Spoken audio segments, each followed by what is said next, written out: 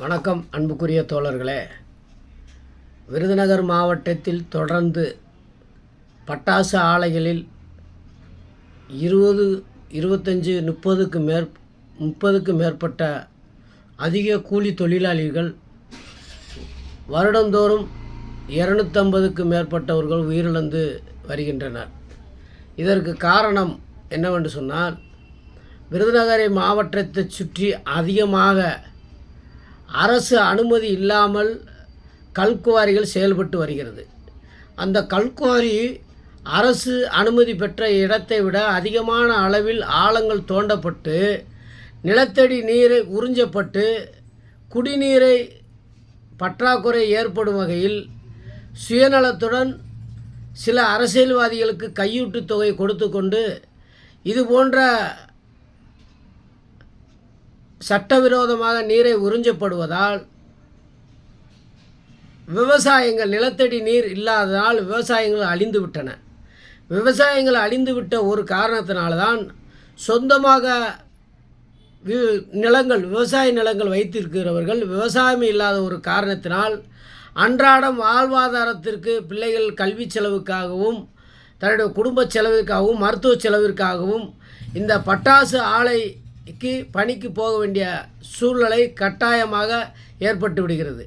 அப்படிப்பட்ட கட்டாயம் ஏற்பட்டு விடும் சூழ்நிலையில்தான் இது போன்ற உயிரிழப்புகள் கொத்து கொத்தாக, போன வாரம் கூட கட்னார்வட்டியில் 25 பேர் இறந்து விட்டனர்.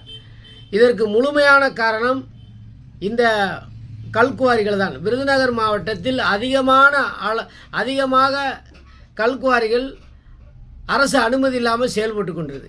இது சம்பந்தமாக நான் கடந்த 2025 10வது மாதம் முதல் மனு கொடுத்து வந்து இருக்கிறேன்.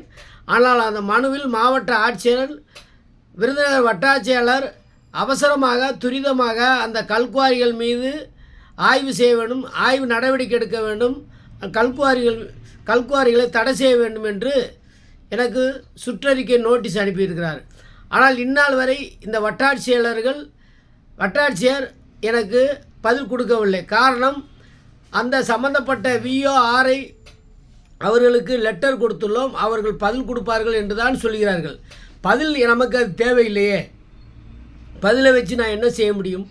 பதில் கொடுக்காமல் அந்த குறிப்பிட்ட கல்குவாரிகள் சரியான முறையில் இயங்கவில்லை என்றால் அதை தடை செய்ய வேண்டும்.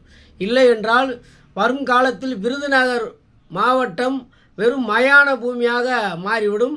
மேலும் இது போன்ற கல்குவாரிகள் இருக்க காரணத்தினால்தான் நிலத்தடி நீர் அடியிலே சுத்தமாக உறிஞ்சப்பட்டு சிவகாசியில் நிலநடுக்கங்கள் கூட ஏற்பட்டு இருந்தன. ஆகவே தயவுசெய்து இந்த வாரம் கூட நான் மாவட்ட ஆட்சியரை குறைதீர்க்கும் நாளில் மனு கொடுக்க சென்றிருந்த போது பெட்டியில் போட வேண்டும் என்று சொன்னார்கள்.